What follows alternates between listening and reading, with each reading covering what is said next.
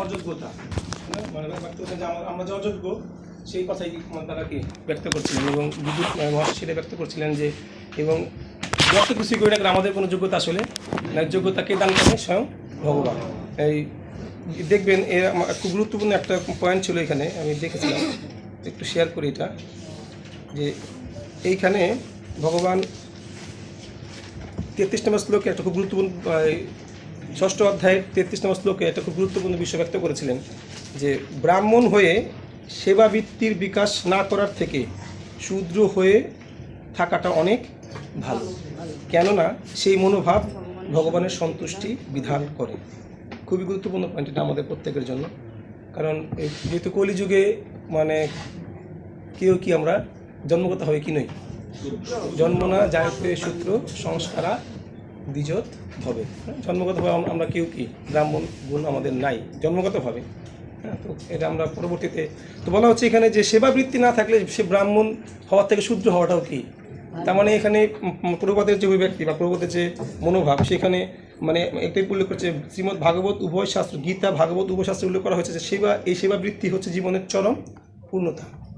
সুতরাং আমরা কোন জায়গায় করেছিলাম যে এই যে আমরা মানে ভক্তি বৈভব করি বা ভক্তি শাস্ত্রী করি বা আমরা যে জ্ঞান চর্চা করি, অনেক ভক্তরা আমাদের তো মানে গুরু মহারাজরা সবসময় বলে যে গ্রন্থ পড়তে হবে, প্রভুপাদের গ্রন্থ পড়তে হবে, সারাদিন পড়লেও ক্ষতি নাই, প্রভুপাদের গ্রন্থ কমপক্ষে 2 ঘন্টা করে পড়া উচিত প্রতিদিন। তো এই গ্রন্থ স্টাডি আর এই জ্ঞান চর্চা কিন্তু এক বিষয় না, মানে যে আমরা যে জ্ঞান চর্চা করতে বলা হচ্ছে এই গ্রন্থ স্টাডি কিন্তু সেবার কি একটা অংশ। আমরা আসলে মানে যারা আমরা মানে ইসকন সাথে যুক্ত আছি বা যারা ভক্তি জীবন পালন করতে চাই, আরও উন্নত লাভ করতে চাই, আমরা গ্রন্থ কেন করি? মানে ওই নিজের অহংকার বৃদ্ধির জন্য নাকি আরও ভক্তিকে বৃদ্ধি করার জন্য, আরও সেবার মানে বৃদ্ধি করার জন্য? সুতরাং এক ভক্তিপ্রেম স্বামী মহারাজের লেকচার শুনছিলাম যে উনি বলছিল যে আমাদের ভক্তদের যারা গ্রন্থ স্টাডি করে প্রভুপাদের, এটা কিন্তু অবশ্যই কেন কর্তব্য, কারণ এটা হচ্ছে ভগবানের সেবা, এটা হচ্ছে গুরুদেবের সেবা। এটা কিন্তু শুষ্ক জ্ঞান চর্চা নয় যেটা দিয়ে আমি আমার অহংকার বৃদ্ধি করবো বা আমি এটা দিয়ে এই জগতায় দেবতা বিস্তার করবো বা আমার তো গ্রন্থ পড়লে অটোমেটিক্যালি কী হবে, ওই বিস্তারটা কী হবে, ধ্বংস হবে। সুতরাং প্রভুপাদের গ্রন্থ স্টাডি করা হচ্ছে এটা কি অনেক বড় একটা কি সেবা কার্য। তো সেটাই বলা হচ্ছে যে ভক্তিশাস্ত্রী ভক্তি বিভাগ এগুলো মানে এগুলো কিন্তু কোনো শুষ্ক জ্ঞান চর্চা নাই, যারা আগে ভক্তিযুক্ত আছেন। তো এই বিষয়গুলোই আমাদের এই 6ষ্ঠ অধ্যায়ের যে শেষ অংশটা বিশ্ব সৃষ্টিতে ভগবান মানে ব্যক্ত করছেন মৈত্রেয় ঋষি বিদুর মহাশয়কে, যে মানে বিদুরের অযোগ্যতা থাকা সত্ত্বেও বা যারা সৃষ্টিকার্য করছে তাদের অযোগ্যতা থাকা সত্ত্বেও তারা পালন করবে কার নির্দেশ? ভগবানের নির্দেশ। মানে কৃষ্ণের কথা বলার যোগ্যতা থাকা সত্ত্বেও আমাদের কি করতে হবে? সেবা হিসেবে কি সে কার্যটা করতে হবে, এটা এখানে বলা হয়েছে স্পষ্টভাবে। এবং এর জন্য দেখবেন যে অ্যাকচুয়ালি শাস্ত্র অনুযায়ী ব্যাস আসনে বসার যে যোগ্যতা আমরা দেখতে পাই পূর্ববর্তী অধ্যায়গুলোতে, অ্যাকচুয়ালি সেই যোগ্যতা কিন্তু কোনোটাই মানে আমার মধ্যে নাই। যারা শুদ্ধ বৈষ্ণব আলাদা কথা, কিন্তু তারপরেও কিন্তু কি আমরা অনেকেই প্রচার করতে ব্যাসাসনে বসতেছি। প্রকৃতপক্ষে ওই ব্যাসাসনে যখন আমরা বসি, আমরা কিন্তু ব্যাসদেবের প্রতিনিধি বা গুরুদেবের প্রতিনিধি বা ভক্তদের আজ্ঞা অনুসারে আমরা বুঝতেছি, এবং এটা তখনই মানে ফলপ্রসূ হবে, তখনই এটার পূর্ণতা পাবে যখন আমরা অ্যাজ ইট ইজ পূর্ববাদের বিষয়গুলো কি করব, ফলো করবো, এবং এগুলোই কি সঠিকভাবে ব্যক্ত করবো। তখন ওই ব্যাসাসনের আমার অযোগ্যতাগুলো কি হবে, যদি আমি অযোগ্য তখন কি হবে, এটা দূর হয়ে পূর্ণতা প্রাপ্ত হবে। কারণ পূর্ববাদ এই কারণে কিন্তু কি এই 22,000 পৃষ্ঠা সারা জীবন ধরে লিপিবদ্ধ করেছেন। তো এটাই ছিল গত বিষয়ের, যে অযোগ্যতা থাকা সত্ত্বেও আমাদের এটাও করা উচিত যদি আমরা যোগ্য নিই। আমরা দেখব ভাগবতমের কোন শ্লোক, আমি শ্লোক নাম্বারটা ভুলে গেছি, যে তৎবাগ বিসর্গ জনতাঘ বিপ্লব যস্মিন প্রতি শ্লোকমবদ্ধতি অপি নামানি অনন্তশ্চ যশঙ্কিতা নিজ শৃণন্তি গৃণন্তি গায়ন্তি সধৌ। স্পষ্টভাবে বলা হচ্ছে এখানে যে মানে যদি ভগবানের কথা, ভক্তদের শাস্ত্রের কথা যদি আমি পুনরূপে উপলব্ধি করতে নাও পারি, তবুও কি এটা আমার কী করা উচিত? প্রভুপাদ নিজে বলছে, প্রভুপাদ এই শ্লোক থেকে অনুপ্রাণিত হয়ে কী করেছেন? প্রভুপাদ নিজের অযোগ্যতা স্বীকার করে এই শ্লোকের মাধ্যমে ব্যক্ত করছেন যে আমি অযোগ্য হওয়া সত্ত্বেও যেহেতু ভগবানের কথা পূর্ণ, যেহেতু এই কথা ভগবানের এই যে মানুষদেরকে পাপপঙ্কিল জগৎ থেকে মুক্ত করবে, তাই কি আমি ভাগবত লেখা। তো এই জন্য মানে এটা বলার উদ্দেশ্য হচ্ছে এই বিষয়টা, যে যদিও আমরা যদি মনেও করি যে আমরা অযোগ্য, আমাদের যোগ্যতা নেই, ওটা মনে করি এটাই সত্য, 100% সত্য, কিন্তু তথাপি আমাদের কী করা উচিত? প্রচার কার্যে নিজেদেরকে ওই মানে অযোগ্যতা দূর করবে কি প্রভুপাদের গ্রন্থ, প্রভুপাদের মানে বৈষ্ণবের কৃপা আমাদের অযোগ্যতাগুলোকে দূর করে আমাদেরকে প্রচার ক্ষেত্রে কী করবে, সহযোগিতা করবে। তো এই বিষয়গুলোই মানে আমরা শিখতে পাই। এবং সপ্তম অধ্যায়ের যে শুরু থেকে দেখতে পাই আমরা যে বিদুরের অতিরিক্ত প্রশ্ন, অর্থাৎ বিদুর আরও কিছু প্রশ্ন কি করেছেন মৈত্রী ঋষিকে, এবং প্রশ্নগুলো হ্যাঁ প্রথম প্রশ্নটা মাতাজিদের পড়ে আসতে বলছিল। আচ্ছা পড়ে আসছিলেন, আচ্ছা কোনো ছিল কিনা? প্রথম প্রশ্ন কি ছিল বলেন দেখি। মহান ব্রাহ্মণ যেহেতু পরমেশ্বর ভগবান পূর্ণ চিন্ময় এবং অপরিবর্তনীয়, তাহলে তিনি কিভাবে গুণের কার্যকলাপ সম্পর্কিত, এইগুলো যদি তার লীলা হয় তাহলে অবিকারী কার্যকলাপ কিভাবে সম্পন্ন হয় এবং প্রকৃতির গুণ রহিত গুণাবলী কিভাবে প্রদর্শন করে। আপনাদের পড়ে আসতে বলছিল, লিখে আনছেন আপনারা? লিখে আনলে হ্যাঁ হ্যাঁ অবশ্যই, ভালো, অত্যন্ত ভালো কথা। আমরা তো এটা তো আসলে ভক্তি শাস্ত্রী মানে এটার মূল বিষয় কিন্তু কি নিজেদের কি স্টাডি করাটা। এখন যদিও আমরা বিভিন্ন সাংসারিকভাবে এত ব্যস্ত থাকি, জনের সঙ্গে পড়াশোনার সুযোগ পাই, কিন্তু উচিত কিন্তু আসলে কি নিবিড়ভাবে কি করা, স্টাডি করা। এটা কিন্তু পরম কর্তব্য। ভক্তিশাস্ত্রী করার উদ্দেশ্য কিন্তু, ভক্তি করার উদ্দেশ্য কিন্তু এটা। কেন আমরা ভাগবত নিয়ে কি স্টাডি করি। তো এটা যদি লিখে থাকেন আপনাকে ধন্যবাদ, অসংখ্য ধন্যবাদ। আর কেউ লিখেছেন কি তাহলে জমা দেন, পরে আমি দেখব প্রভুদেরকে কি দিয়েছে জানি। হরে কৃষ্ণ বলেন না কেন, হরে কৃষ্ণ। আপনাদের কি মাদ্রাসা কে ছিলেন? আপনাদের মাদ্রাসা কে ছিলেন? ছিলেন কারা কারা? সবাই ছিল না? গত ক্লাসে অনেকে ছিল। শাহান বাবু কি দিছে ভাই? শ্যামুরারি প্রভু না কি দিছে ভাই?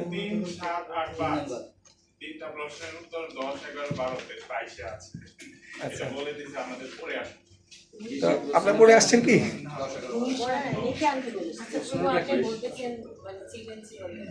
আচ্ছা মানে যাই হোক না, মানে আপনাদেরকে অনুরোধ করবো, আসলে এটা আমার অনুরোধ করার সাথে উপায় নাই, কারণ আমার অবশ্যই কি মানে পড়া দিলে বা মানে পড়া থাকলে এটা আগের থেকে পড়ে আসলে আপনাদের বুঝতেও কি হবে, অনেক সুবিধা হবে।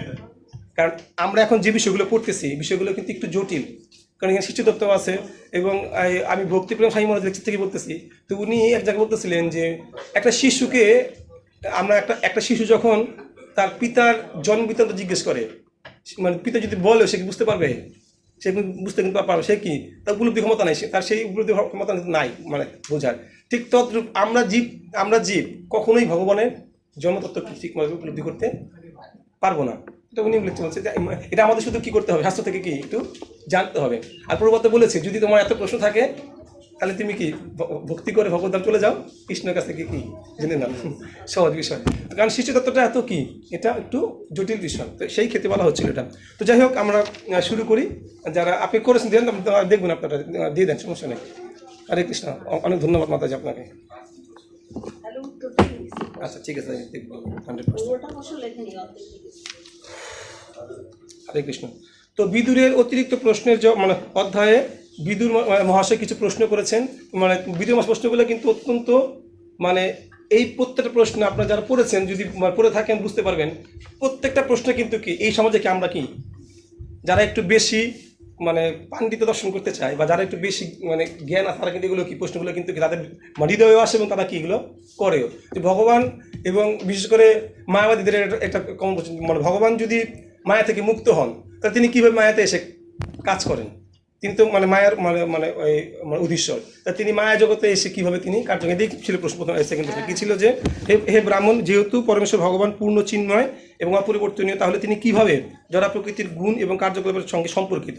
যদি তিনি মুক্তই হন তাহলে এই জগতের প্রকৃতির সাথে তিনি কিভাবে সম্পর্কিত? এইগুলো যদি তার লীলা হয় তাহলে অবিকারী কার্যকলাপ কিভাবে তিনি সম্পন্ন করেন এবং প্রকৃতির গুণ রহিত গুণাবলী কীভাবে প্রদর্শন করেন? মানে অবিকারী মানে যার কোনো বিকার হয় না, যার কার্যকলাপে, তো তিনি আসতেছেন বিকারের জায়গায়, কিন্তু কি বিকার হবে না। যার নাম মেন জলে কিন্তু কি পা ভিজবে না। এই বিষয়টা হচ্ছে এরকম, মানে প্রশ্নটা কিন্তু খুবই চমৎকার যে বিদুর মহাশয় বলতেছে ভগবান নামতেছেন জলে কিন্তু বলতেছে আমার পা ভিজতেছে না, আমার পা ভিজবে না, কিন্তু আমাদের তো সব ভিজতেছে। তো এই যে বিষয়গুলো মানে একটা আমরা ভক্তি করতে গেলে কি মানে আমাদের জিজ্ঞাসাগুলো কি, ভক্তি মানে তো অর্থাৎ ব্রহ্মজিকে জিজ্ঞাসা করতে করতে আমরা ভগবানের ভক্তি লাভ করি, এগুলো বলা হয়েছে। পরবর্তী বিষয়ে আমরা চলে যাই এবং পরবর্তী শ্লোকে তা আমরা শ্লোক নাম্বার যেহেতু আমাদের 5 পর্যন্ত পড়া হয়েছে না, 5 থেকে 4 পর্যন্ত, তো 5 নম্বর প্রশ্নটা আমি এই শ্লোকটা পড়বো, সবাই একটু আমার উচ্চারণ করবেন। হ্যাঁ, 5 নম্বর ওই শ্লোকটা আমরা সবাই একটু উচ্চারণ করবো। হ্যাঁ, একসাথে একটু করবেন আমার সাথে। দেশত কালত ইহ অসৌ অবস্থাত স্মতহন্নত অবিলুপ্ত অববোধ আত্মা সজ্জেত অজয়া কথা।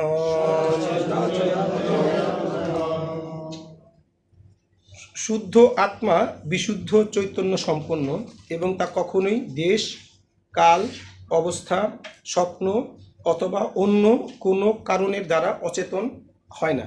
তাহলে কিভাবে সে অবিদ্যার দ্বারা আচ্ছন্ন হয়? এখানে আমাদের কথা বলা হচ্ছে, আমরা যারা আত্মা। প্রথমে বলা হলো ভগবানের কথা, যে ভগবান উনি এই জগৎ সৃষ্টি করেছেন, উনি তো মায়ার ঊর্ধ্বে, কিন্তু উনি কীভাবে মায়ার ঊর্ধ্বে হয়েও এই জগতে এসে মিশেন।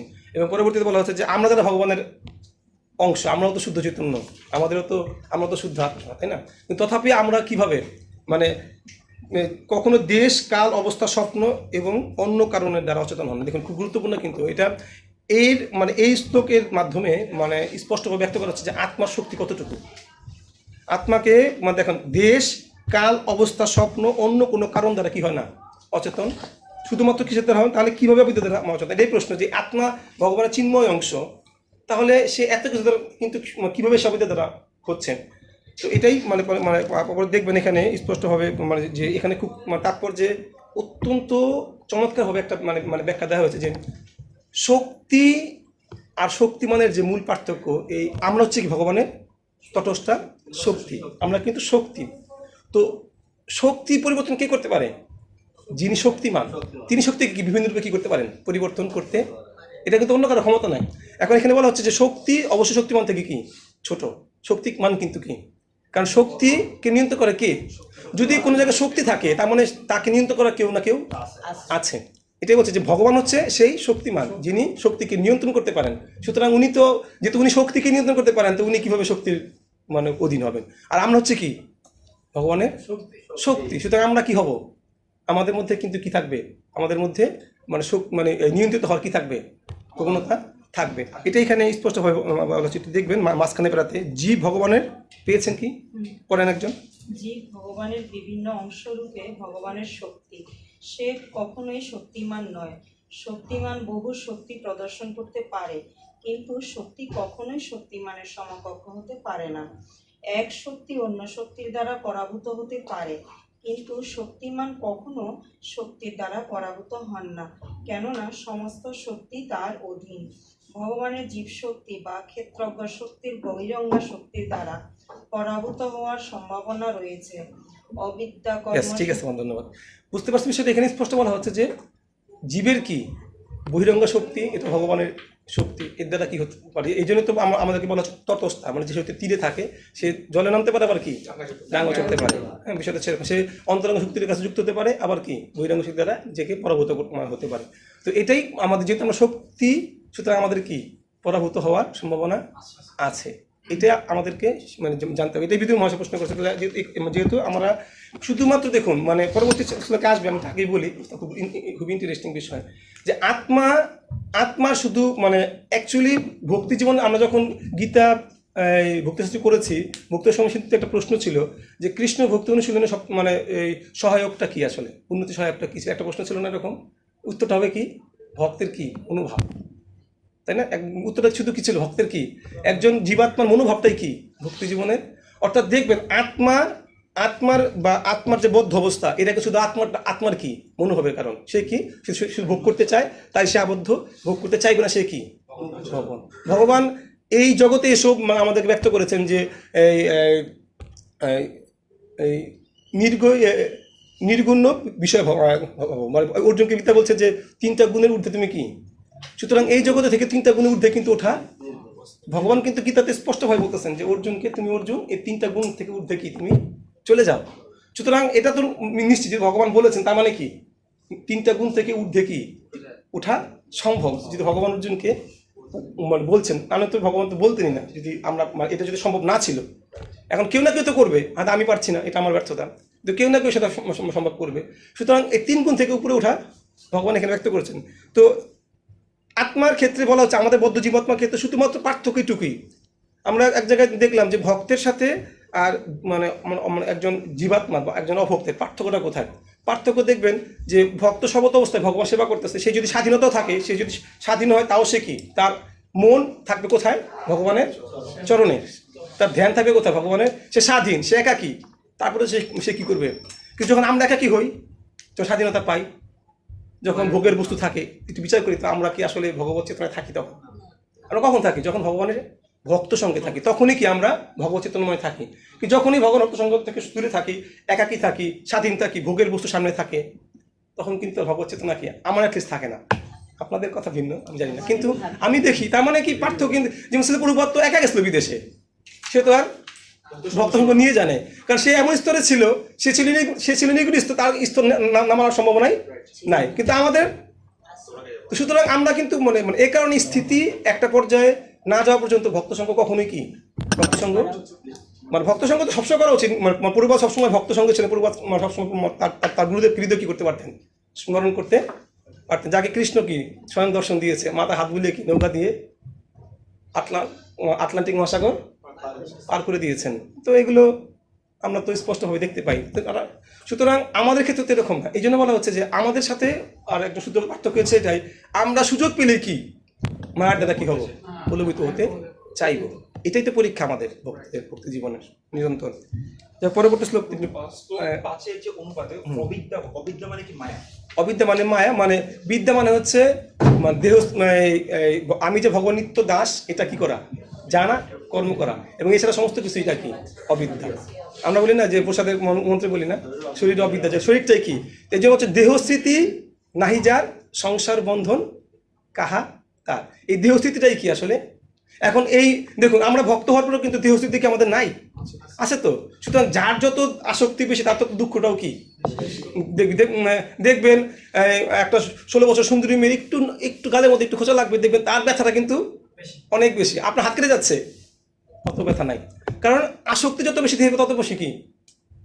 ভক্তরা দেখুন, আমাদের গুরু মহারাজ, তিনি তার পুরো শরীরই তো কি ককজ বলা যায়, তারপরে কিন্তু উনার মুখে কিন্তু কি, এবং মুখে কিন্তু তার অভিব্যক্তি কিন্তু খুব একটা মানে দেখাই যায় না, কিন্তু উনার মুখে সবসময় কিন্তু কি পাট দিতে যাক, আপনি সবসময় দেখবেন উনার চেহারা কিন্তু কি হাস্যোজ্জ্বল। কীভাবে সম্ভব সেটা? একটু মাথা ব্যথা হলে, একটা মানে সমস্যা হলে তো আমাদের। আবার দেখলাম যে ওনার ফিস্টুলার একটা ছোট্ট অপারেশন হয়েছে ওনার ইসের জন্য। তো এটা কিন্তু অনেক, এগুলো কিন্তু যারা জানে, যাদের এগুলো হয়েছে রোগ ব্যাধি, তারা বুঝতে পারবে। কারণ আমরা এখন যারা এই সমস্ত রোগে পড়ি না, আমরা হয়তো উপলব্ধি করতে পারতেছি না, কিন্তু যাদের রোগগুলো আছে তারা বুঝতে পারবে যে ওরকম সিচুয়েশনে হাসি রাখা, কথা বলা, এটা কতটা, এটা অসম্ভব ব্যাপার, আসলে কঠিন, এটা অসম্ভব ব্যাপার। এরকম তো একটা সিচুয়েশন, অনেকগুলো সিচুয়েশন, এটা কখন সম্ভব? যখন দেহের প্রতি কি থাকে না, আসক্তি থাকে না, তখন এটা সম্ভব। আসক্তি যত কম, তত কি দুঃখটাও কি কম থাকবে। এটা সূত্রের মতো আর কি, 2 2 4 যেমন। ক্লারিফিকেশন করার জন্য, যে গুরু মহারাজ যে দেখতে আসলে তার দেহেতে পেইন আছে, সে অনুভব করতে পারছে না, অনুভব করে না, এটা কিভাবে পসিবল? এটা কিভাবে পসিবল? যদি আমি এক্সাম্পল দিই, এরকম মনে করে ছোট্ট একটা বাচ্চা, এটা কিন্তু খুব গুরুত্বপূর্ণ একটা, ছোট একটা বাচ্চা, আপনি তাকে একটা চড় মারবেন, সে ব্যথা পাবে না?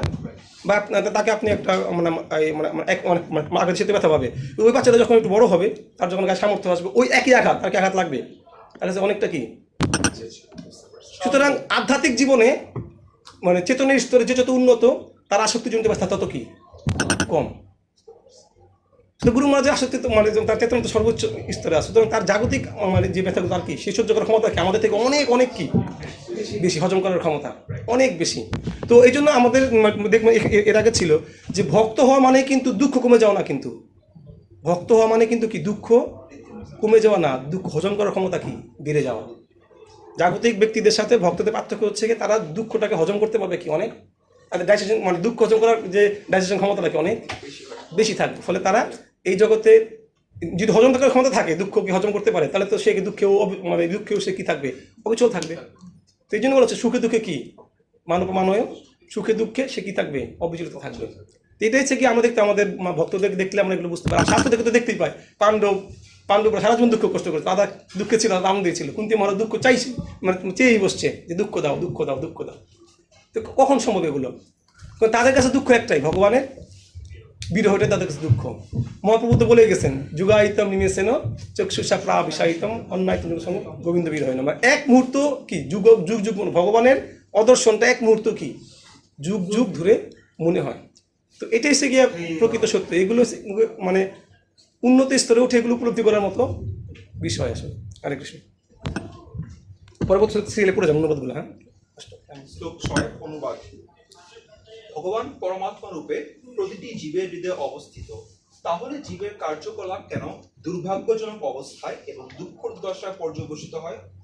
এই যে চমৎকার প্রশ্ন কিন্তু এখানে বিদুর মহাশয় করছে, এবং এই প্রশ্নগুলো কিন্তু কমন প্রশ্ন। ভগবান তো পরমাত্মা আছে, ভগবান সব জানতে, আমরা কেন দুঃখ পাচ্ছি, এই প্রশ্ন কিন্তু অনেকেই করে। দেখবেন আমার এখানে খুব ভালো লাগছে বিষয়গুলো, যে ভগবান পরমাত্মার প্রত্যেকের হৃদয়ে আছে, আছে তাই না? একটা শ্লোক আছে যে উপদ্রষ্টন মন্দাচ্ছ ভর্তাভুক্তা মহেশ্বরে পরমাত্মিক চয়প্যুক্ত দেহেস্মিন পুরুষে পর, যে তাকে আমরা মানে মানে যিনি উপদ্রষ্টা অনুমন্ত্রা আমাদের কর্মের মানে সবকিছু করে, তাকে আমরা কি বলি, তাকে পরমাত্মা বলে আখ্যায়িত করি। তো এখানে বলছে পরমাত্মা প্রত্যেক হৃদয়ে বিরাজমান, তথাপি ভগবান স্বয়ং মানে পরমাত্মাকে ভগবান স্বয়ং, তবুও আমরা দুঃখ পাই, তবুও আমরা পাপকর্ম করি। বিষয়টা খুব অদ্ভুত। অনেকে কিন্তু প্রশ্নগুলো করে অদ্ভুত। কিন্তু এখানে বিদুর মহাশয় কি একই প্রশ্ন করেছে, যে যদি ভগবান আমার হৃদয় থেকেই থাকে, তাহলে আমরা কেন পাপকর্ম করছি, বা আমরা কেন দুঃখ পাচ্ছি, আমরা কেন কষ্ট পাচ্ছি, এটা ভগবান এখানে কি মানে ব্যক্ত। পরবর্তীতে এখানে পরবর্তী শ্লোক বলেন একটু। হরে কৃষ্ণ। শ্লোক নম্বর 7।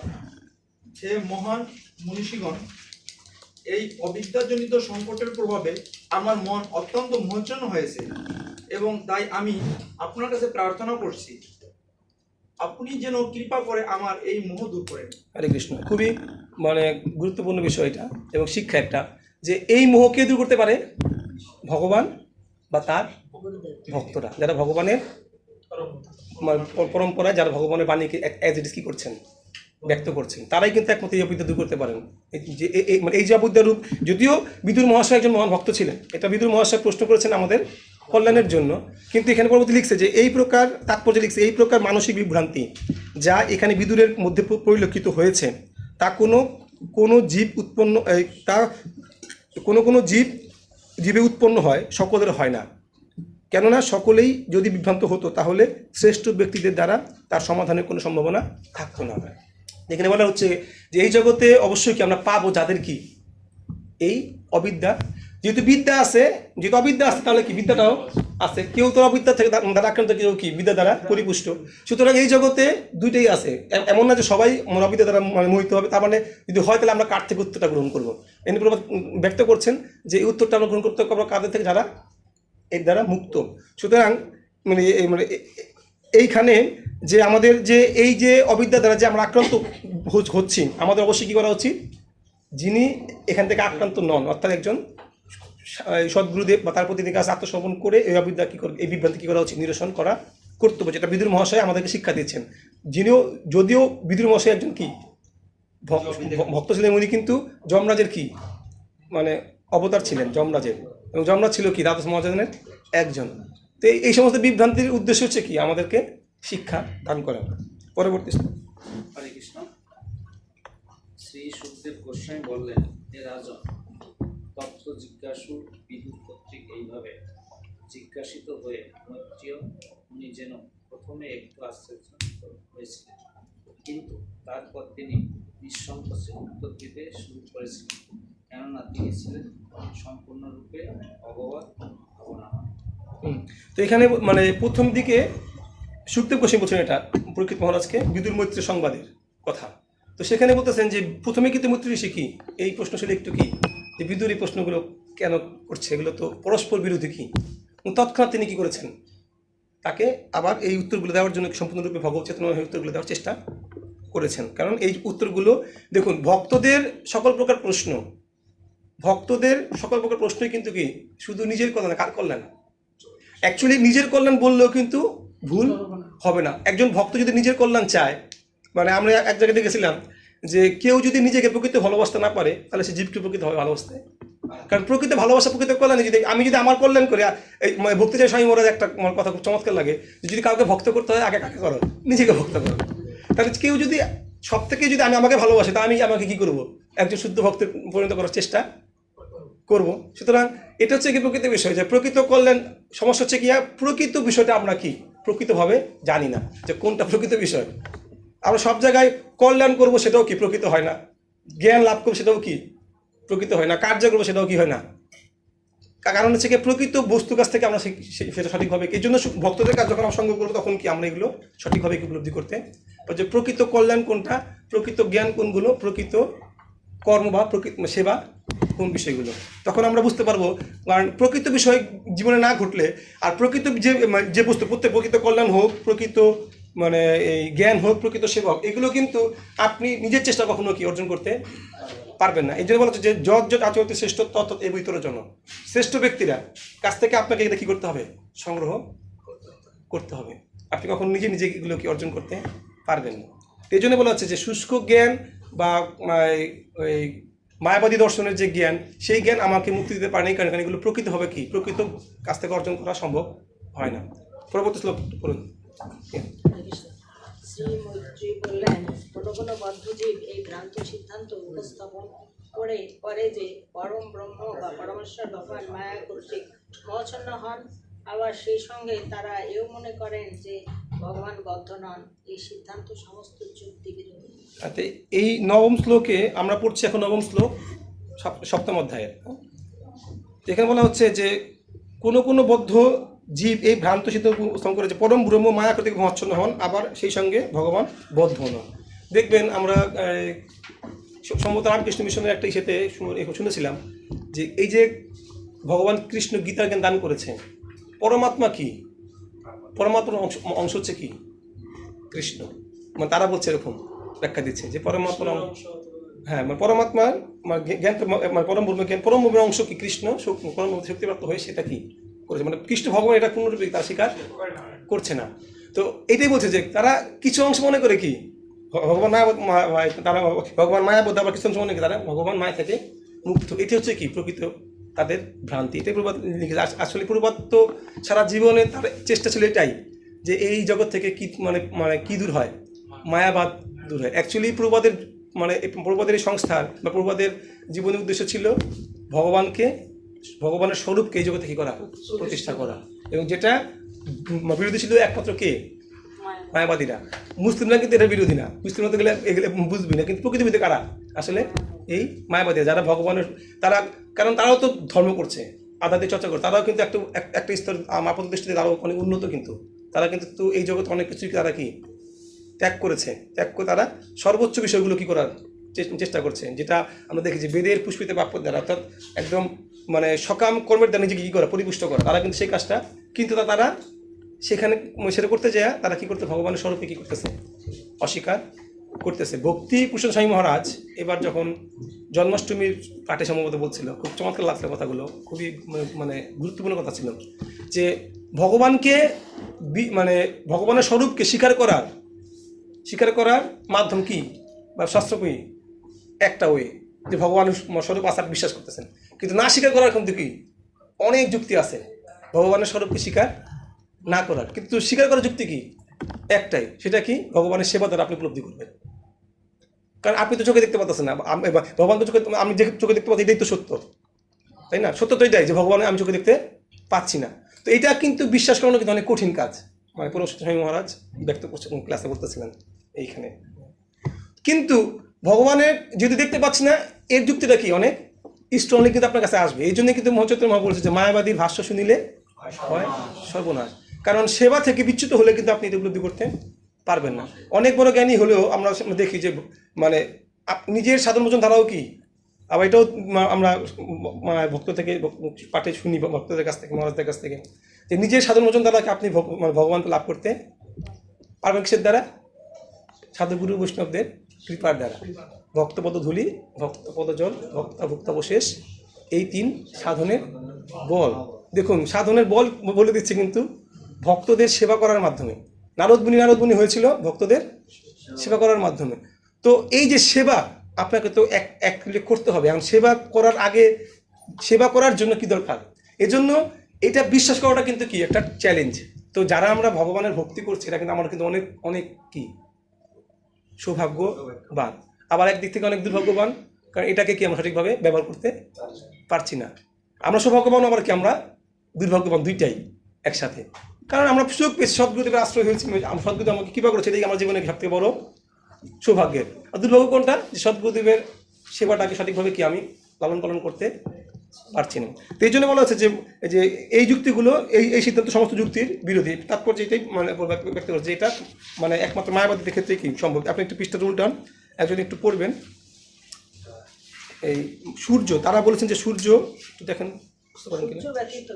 সূর্য ব্যতীত মেঘ অথবা অন্ধকারের দ্বারা আকাশের আবৃত হওয়ার সম্ভাবনা থাকে না। সূর্য যদিও পূর্ণ জ্যোতির্ময়, সূর্য যদিও পূর্ণ হ্যাঁ, জ্যোতি, তাহলেও মেঘ, অন্ধকার এবং তুষারপাত সূর্যের বিভিন্ন অংশ। সূর্য ব্যতীত মেঘ অথবা অন্ধকারের দ্বারা আকাশে আবৃত হওয়ার সম্ভাবনা থাকে না, অথবা পৃথিবীতে তুষারপাত সম্ভব নয়, যদিও সূর্য রশ্মির দ্বারা জীবন পুষ্ট হয়। ওকে মাতাজি, আর লাগবে না। এখন দেখুন এখানে খুব গুরুত্বপূর্ণ বিষয়, এটা আমরা আগেও শুনেছি, তারপরে আবার শুনছি। কারণ দেখুন মানে সমস্যাটা কোন জায়গায়, যে সূর্যকে কিন্তু মেঘ কখন ঢাকতে পারে না, পারে?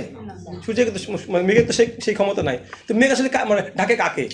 সূর্যকে ঢাকে নাকি আমাদের চোখের দৃষ্টিকে ঢাকে? ঢাকে আমাদের চোখে ক্ষুদ্র দৃষ্টিকে। আমরা মনে করি কি সূর্য ঢেকে গেছে। এইটাই ভগবান মানে তুলনা করছে মায়াবাদীদের সাথে আমাদের সাথে। যে মায়াবাদীদের মানে দেখবেন পরবর্তীতে পাবেন যে এই জড়জগৎ মানে ভগবান সৃষ্টি করেছে, কারণ জীবের যে ভগবান হওয়ার যে বাসনা, ভগবানের সাথে মিলিত হওয়ার যে বাসনা, ওই বাসনাকে মানে মানে পরিপুষ্ট দান করার জন্যই কি ভগবান এই জগৎ তৈরি করেছেন। এতে ওই বাসনাটা আমরা কি করতে পারি, ওই বাসনা পূরণ করার জন্য আমরা কি এখানে কিছুটা সুযোগ প্রাপ্ত হই। সেই জন্য এটা কিন্তু খুব গুরুত্বপূর্ণ বিষয় যে ভগবান কিন্তু আমাদেরকে সেখান থেকে নিজে টেনে তুলবেন যদি আমরা আমাদের স্বাধীন সত্তাকে, ক্ষুদ্র যে স্বাধীনতা প্রাপ্ত হচ্ছে এটাকে আমরা যদি ইউজ না, ভগবান অনেক পথ দেখাবে, কিন্তু সরাসরি ভগবান কিন্তু কি আমাকে যদি আমি সেই পথে না হাঁটি, তা ভগবান কিন্তু আমাকে সরাসরিভাবে কি করবে না, আমার চেতনাকে মানে পরীক্ষা করতে করতে সেই পথে আসতে হবে। এটাই বলছে যে মেঘ আমার চোখকে কি করছে, আবৃত করে রাখতেছে, কিন্তু আমরা মনে করতেছি কি সূর্যকে। দেখুন আমরা কিন্তু প্রতিনিয়ত কতগুলো ভুল করতেছি, আমরা বলতে সূর্য উঠতেছে, সূর্য তো ভ্রান্তি, কিন্তু আমরা যে প্রমাদগ্রস্ত কিন্তু বুঝাই যায়। সুতরাং এখানে মায়াবাদীরা ঠিক একই রকম, তারা মনে করতেছে কি ভগবান মায়ের দ্বারা কি হয়েছে। আচ্ছা আসলে ভগবান মায়ের দ্বারা হচ্ছে কি আমার জ্ঞান দৃষ্টি কি মায়ের দ্বারা কি হয়েছে, আবৃত হয়েছে, ফলে আমি মনে করতেছি কি ভগবান মায়ের দ্বারা আবৃত। তো এইখানে মানে এই বিষয়টা বলা হচ্ছে। এবং পরবর্তী একটা তো আপনি জানেন যে মানে আগুনের স্ফুলিঙ্গ শক্তি ততক্ষণ থাকে যখন সে আগুনের সাথে কি যুক্ত থাকে। আপনি যখন কোনো আগুন ধরাই, আমরা আগুনের যে রেলিয়ান শিখা দেখি, সেখানে অনেক স্ফুলিঙ্গ দেখি না আমরা। তো স্ফুলিঙ্গর শক্তি কতক্ষণ থাকে, যখন সে যুক্ত না ততক্ষণ থাকে, যতক্ষণ সে যুক্ত থাকবে। সে যুক্ত হয়ে যাবে, মুক্ত হয়ে যাবে, আলাদা হবে, তখন তার শক্তি কি হবে, একসময় কি হবে, এবং সে ছাই পরিণত হবে। সুতরাং শক্তি ততক্ষণ থাকবে যতক্ষণ সে যুক্ত আছে। সুতরাং ঠিক একই রকম আমাদের শক্তি ততটুকু যতক্ষণ আমরা কি সাথে যুক্ত আছি, সেটা কিন্তু আমরা শক্তিহীন। পরবর্তী শ্লোক 10। স্বপ্নে যেমন মানুষ কখনো কখনো দেখে যে তার মাথা কেটে ফেলা হয়েছে, তেমনি জীব তার প্রকৃত স্বরূপ বিস্মৃত হয়, যদিও তা মিথ্যা প্রতীতি মাত্র। দেখুন একই রকম কথা বলা হচ্ছে, এই বিষয়গুলো কিন্তু উপলব্ধি করার বিষয়। মানে এখানে বলা হচ্ছে যে জীবের যে দুঃখ প্রাপ্তি বা জীবের যে স্বরূপ বিভ্রম, এটা কিন্তু অত্যন্ত কি মানে এক্সাম্পলগুলো দেওয়ার উদ্দেশ্য হচ্ছে কি আমাদের প্রকৃতির স্থিতিটা কিন্তু আসলে অনেক স্ট্রং। আমাদের যে প্রকৃতির স্থিতি সেটা কি জীবের স্বরূপ হয় কৃষ্ণের নিত্য দাস। এটা আমাদের এখন মনে হতে পারে যে এটা অনেক কঠিন কাজ উপলব্ধি করা। কেন মনে হতে পারে?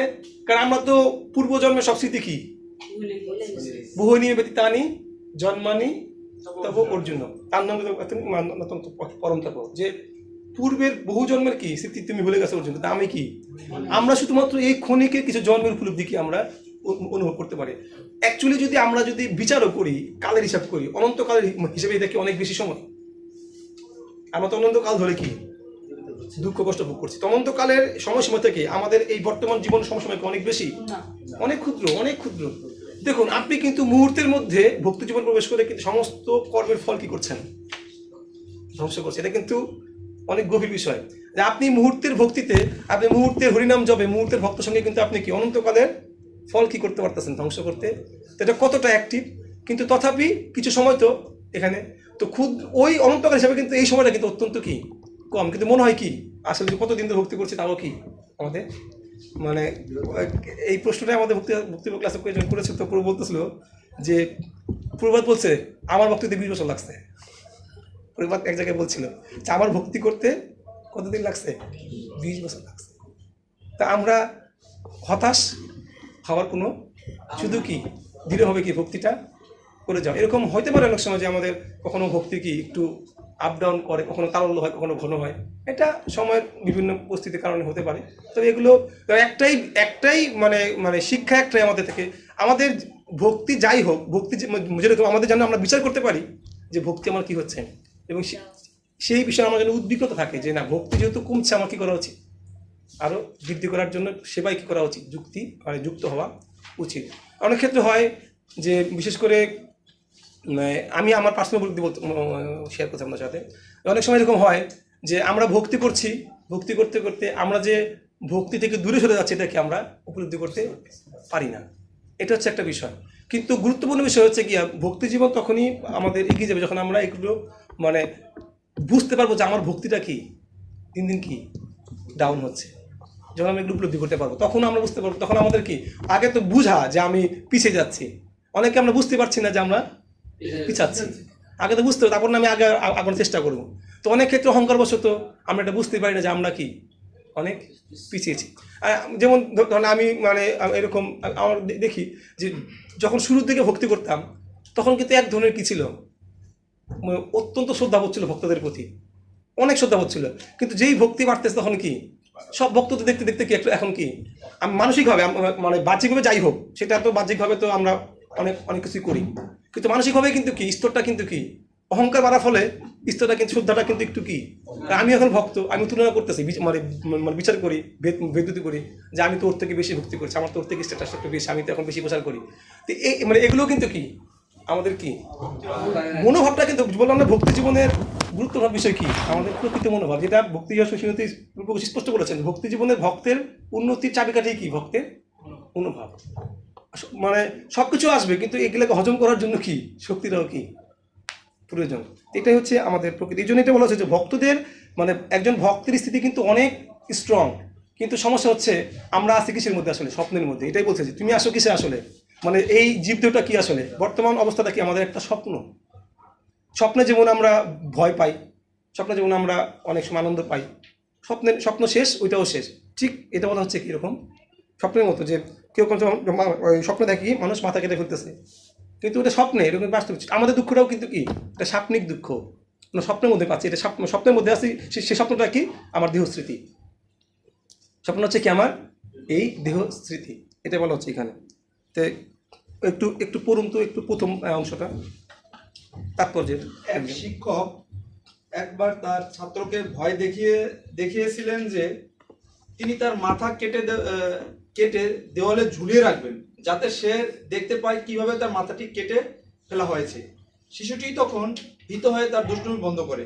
তেমনি শুদ্ধ আত্মার দুঃখ দুর্দশা এবং স্বরূপ বিভ্রম ভগবানের মায়া শক্তির ক্রিয়া। যিনি ভগবানের ইচ্ছার বিরুদ্ধাচরণকারী দুষ্কৃতকারী জীবদের নিয়ন্ত্রণ করেন, প্রকৃতপক্ষে জীবদের বন্ধন নেই অথবা দুঃখ দুর্দশা নেই, এমনকি সে কখনো তার বিশুদ্ধ জ্ঞানও হারায় না। বুঝতে পারছেন, স্পষ্ট বলতেছে প্রভুপাদ যে প্রকৃতপক্ষে জীবের কি নাই, বন্ধন নাই, দুঃখ দুর্দশা নেই, এমনকি তার বিশুদ্ধ জ্ঞানও কখনো কি হারায় না। তার মানে আমরা যে ভগবানের চিন্ময় আত্মা, আমাদের বৈশিষ্ট্য কি, আত্মার কি বৈশিষ্ট্য, সৎ চিত এবং কি, এটাই কিন্তু আত্মবিশ্বাস। আমাদের বৈশিষ্ট্য কিন্তু এটা, আমরা কি সৎ মানে নিত্য, চিত মানে কি আমাদের জ্ঞান থাকবে, প্রকৃত ভগবানের সেবার জ্ঞান থাকবে, এবং আনন্দময় মানে আমরা আনন্দ পাবো সবসময়, এটাই কিন্তু আত্মার প্রকৃত বৈশিষ্ট্য। কিন্তু দুর্ভাগ্যের বিষয় যে আমরা স্বপ্নের মধ্যে আসতে বিধায় আমরা এটা উপলব্ধি করতে জাস্ট স্বপ্নটাকে কি করতে হবে, অতিক্রম করতে, মানে আমাদের দেহস্থিতিটা মানে ভক্তি, এটা কিন্তু এই স্বপ্ন অতিক্রম করাটাই কিন্তু কি ভক্তিযোগে কি হওয়া, ভক্তি করতে করতে আমাদের পূর্বস্থিতি কি আসবে, ফিরে আসবে। হ্যাঁ, ওই যে ওরকম আমরা আগে ছোটবেলায় ছবি দেখতাম যে কারো মাথা নষ্ট হয়ে গেছে বা সে মাথার মানে সে পূর্বস্থিতি ভুলে গেছে, তাকে কি আবার একই জিনিস বাবা কি করানো, বা যেগুলো সে করতে ওগুলো কি ঠিক আছে তুমি ওগুলো করতে করতে কি ডাক্তার বলে যে ওগুলো করান, দেখবো একসময় কিটা ঠিক আমাদের অবস্থা হচ্ছে এরকম যে আমরা করছিলাম কি ভগবত সেবাই, আবার করতে করতে একসময় কি আমরা সেই সাধন সিদ্ধি কি জানি স্বরূপ সিদ্ধি প্রাপ্তি হওয়া, ওটা আমরা একসময় উপলব্ধি করতে পারবো। এটি আর কি। পরবর্তী শ্লোক পড়ুন, অনুবাদ। অনুবাদ।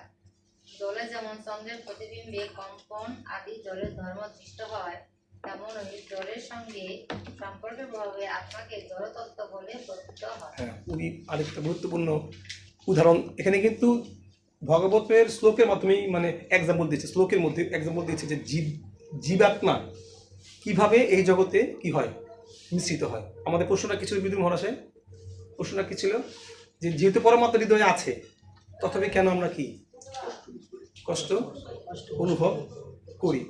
যেহেতু জীবাত্মা ভগবানের মানে চৈতন্য সদৃশ, সে দেশ কাল পাত্রগুলো দ্বারা কি হয় না, মোহিত হয় না, তবুও সে মায়ের মানে অবিদ্যা দ্বারা কিভাবে সে কি আক্রান্ত হয়। এগুলো ছিল তার প্রশ্ন, এগুলো উত্তর কিন্তু এগুলো এখন মানে মৈত্রী ঋষি দিচ্ছে। তো এখানে দেখেন খুব চমৎকার একটা উদাহরণ আছে। চাঁদের প্রতিবিম্ব যদি জলে দেখি আমরা, যখন যখন জলে দেখি, চাঁদ তো আকাশে স্থির স্থির না, কিন্তু জলের মধ্যে সে কি,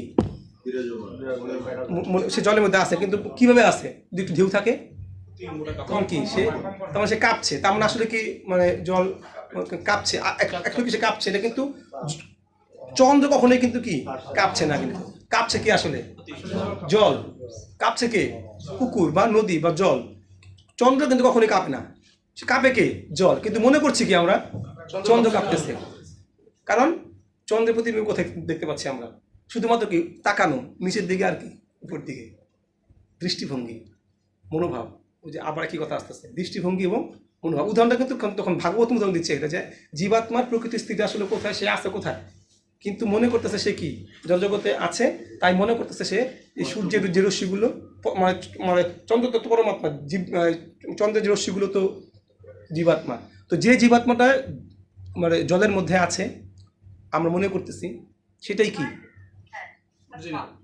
সেটা কি হচ্ছে দুলছে কাঁপছে, কিন্তু জলের থেকে একটু পরেও কিন্তু সে কি স্থির, তার যে চাঁদের কণাটা সেটা কিন্তু কি ঠিক আছে, কিন্তু যেটাই জলের মধ্যে পড়তেছে, জলের উপরে লেবে, সেটাই কি হয়তো জলের দ্বারা সে কি হচ্ছে প্রভাবিত হচ্ছে। কারণ এটা হচ্ছে কি শক্তি আর শক্তি মানে পার্থক্য বলছে, এটাই এখানে মনে বলা হচ্ছে। আপনারা যদি একটু পরবর্তীতে যান, একটু শেষের দিকে যান, চাঁদের জ্যোৎস্না একটু পড়ুন সবাই একটু। তাদের জ্যোৎস্না যদিও সর্বত্র এক, কিন্তু ভিন্ন প্রকারে অনুভূত হওয়ার ফলে তা ভিন্ন বলে প্রতীয়মান হয়। তেমনি ভগবানের জ্যোতিকণা সর্বত্র প্রসারিত, কিন্তু গ্রহণের তারতম্য অনুসারে তা ভিন্ন ভিন্নভাবে প্রতিফলিত হয়।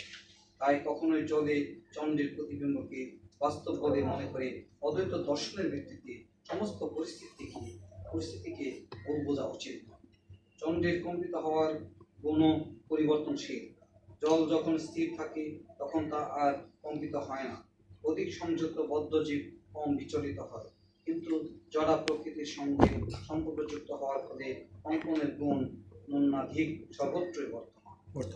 বুঝতে পারছি বিষয়টা। এখানে কিন্তু স্পষ্ট বলা হচ্ছে যে চাঁদের কম্পন ক্ষমতা কিন্তু জলের উপর কি করতেছে, মানে চাঁদের প্রতিবিম্ব, চাঁদের না কিন্তু চাঁদের প্রতিবিম্বের কম্পন ক্ষমতাটাও কিন্তু কি এটা জলের উপর কি, জল স্থির হলে এটাও কিন্তু কি হবে, স্থির হয়ে যাবে। তো এটাই হচ্ছে বিষয় যে এটা আমাদের মানে দেখুন মানে কত মানে মানে ভগবানের সাথে আমাদের যে সম্পর্ক, এটা কতটা গভীর সম্পর্ক যদি বিচার করি আমরা, এটা কিন্তু অত্যন্ত গভীর সম্পর্ক। কিন্তু দুর্ভাগ্যের বিষয় আমাদের দেহাত্ম বুদ্ধির কারণে কি আমরা এটাকে উপলব্ধি করতেই পারছি না। শুধুমাত্র কি এখানে মনোভাব এবং কি এই মনোভাবটাকে পরিবর্তন করতে হবে কিসের দ্বারা, একমাত্র কি নিরন্তর। মনে করেন কোনো একজন মানে ব্যক্তির বা কোনো একজন জীবাত্মা, তার প্রাতিষ্ঠানিক কোনো জ্ঞানই নাই, সে শুধু একটাই বুঝে তাকে গুরুদেব সেবা করতে হবে, তার আর কোনো ভেদ বুদ্ধি নেই, আর কোনো বিচার করার তার ক্ষমতাই নাই, তার সাথে একটাই বুদ্ধি তার জীবনে আসছে, আমাকে কি করতে হবে, গুরুদেবের করতে হবে। তার কি এক দরকার আছে জীবনে, কোনো প্রয়োজন আছে? আমরা কিন্তু অনেক বিচার করি। এই হলদ সাই মহারাজ একটা পাঠ শুনছিলাম এরকম, যে আসলে আমাদের মানে ভক্তদের এই ভেদ বুদ্ধি আমাদেরকে অনেক কি করে, ভক্তি থেকে অনেক দূরে বলছে, মানে আমার পাঠে বলছে যে ভেদ বুদ্ধি দেখবেন ভক্তি জীবনে আসার পরে কিন্তু ভেদ বুদ্ধিটা কি করতে হয়, আস্তে আস্তে কি কমাতে হয়। বিচার মানে ভেদ বুদ্ধি মানে কি, পার্থক্য নির্ভর করা, সেবার সাথে পার্থক্য নির্ভর করা, বিভিন্ন ক্ষেত্রে ভক্তদের পার্থক্য বিচার করা, এটা কি এক ধরনের বেদ বুদ্ধির কাজ। তো বেদ বুদ্ধি যত আমরা বেশি তত কি আমাদের ভক্তি জীবন কি হবে। তো শুধুমাত্র যদি কেউ যদি সারা জীবন এইটুকু বুঝে, তার গুরুদেব সেবা সারা জীবন কিছু করার নাই, আর কিছু লাগবে করতে, তার সদ্গুরুদেব সেবা আর কিছু লাগে না। কিন্তু আমাদের তো লাগে কি জন্য? কারণ আমরা সঠিকভাবে কি ঠাকুর উপলব্ধি করার পরেও কি সেইভাবে কাজ করতে পারি না। তো মূলত মানে আমাদের মানে আমাদের কাজটা কি? সেবাতে মানে চোখ কান বন্ধ করে কি গুরুদেবের সেবায় যুক্ত হয়ে যাওয়া, এই তো। কিন্তু চোখ কান যেহেতু আছে, চোখও আছে কানও আছে, চোখও সক্রিয় কানও কি সব ইন্দ্রিয় সক্রিয়, সুতরাং আমরা কি চোখ কান বন্ধ করতে গেলে সেবায় যুক্ত হতে পুরোপুরিভাবে কি পারি না। কোথাও না কোথাও কি থাকে, ঘাটতি থেকে যায়। এটা হচ্ছে গিয়ে একটা বিষয়। পরবর্তী শ্লোক। কিন্তু ঈশ্বরের প্রতি অনাসক্ত হয়ে ভগবতের কথা অনুসরণের ফলে পরমেশ্বর ভগবান বাসুদেবের কৃপার প্রভাবে নিজের স্বরূপ সম্বন্ধে এই ভ্রান্ত ধারণা থেকে ধীরে ধীরে মুক্ত হওয়া যায়। আমরা এখানে স্পষ্টভাবে এখন মানে এতক্ষণ ছিল যে জীবের প্রকৃত সে কিভাবে এই জগতে মিশ্রণে সে মানে মিশ্রিত হয়ে আছে জীবাত্মা। এখন তার থেকে মুক্তির কি উপায় মৈত্রী ব্যক্ত করছে। কি বলছেন এখানে?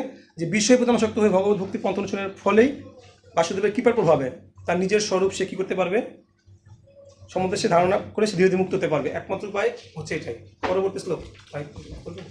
ইন্দ্রিয়গুলি যখন দ্রষ্টা পরমাত্মা ভগবানকে প্রাপ্ত হয়ে সম্পূর্ণরূপে পরিতৃপ্ত হয়, তখন সুযুক্ত ব্যক্তির মতো তার সমস্ত ক্লেশ সম্পূর্ণভাবে বিঘ্নিত হয়। তো সবার জন্য একটা ঘোষণা রয়েছে, তো আপনাদের ক্লাস শিডিউলটা একটু চেঞ্জ করা হয়েছে। আগে 10:30টায় শুরু হতো, এখন 11টা থেকে ক্লাস শুরু হবে। 8টা শুরু হতো, সরি 8:30টায় না, 9টা থেকে 11টা পর্যন্ত। আগে তো 10:30টায় শেষ হয়ে যেত, এখন 11টা পর্যন্ত চলবে সামনে ক্লাস। আজকে একটু আগে শেষ হবে, কারণ আজকে মিটিং আছে। 11টার 5-10 মিনিট আগে শেষ হবে। এর পরবর্তী ক্লাসগুলো 9টা থেকে 11টা পর্যন্ত চলবে। আচ্ছা ওই হ্যাঁ, এটা হচ্ছে 7টা থেকে 9টা।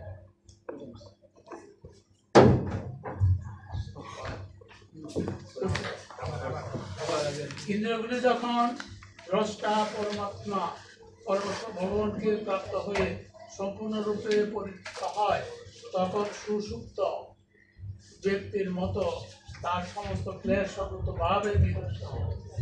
হ্যাঁ, এখানে খুব গুরুত্বপূর্ণ একটা শব্দ হচ্ছে সুষুপ্ত ব্যক্তি, মানে কি ঘুমন্ত ব্যক্তি। একই বিষয়ে বলা হচ্ছে। প্রথমে বললো যে কি বলে ওই মাথা কাটার কথা বলে, ঘুমন্ত ব্যক্তি মাথা কাটার সে দুঃখ ভুগছে। এখানে বলা হচ্ছে সুষুপ্ত ব্যক্তি ঘুম থেকে জেগে উঠলে তার পুরো স্বপ্ন সব কি শেষ। মৃত্যু ঋষি উত্তর দিল যে ঘুমন্ত ব্যক্তি সে আবার কি করবে, ভগবানের সেবার মাধ্যমে কি করবে, সে জেগে উঠবে। এবং তাৎপর্যের একটু শেষের দিকে বলেন, চেতনা 1 পৃষ্ঠার 76 পৃষ্ঠার। চেতনা স্বাভাবিকভাবে সক্রিয় এবং তার সেই ক্রিয়াশীলতা বন্ধ করা যায় না। দুরন্ত বালককে কৃত্রিমভাবে নিয়ন্ত্রিত করা প্রকৃতির সমাধান নয়। বালককে কোনো শ্রেষ্ঠ কার্যে নিযুক্ত করা উচিত, যার ফলে সে নিজে নিজেই দুষ্টুমি করা বন্ধ করে দেবে।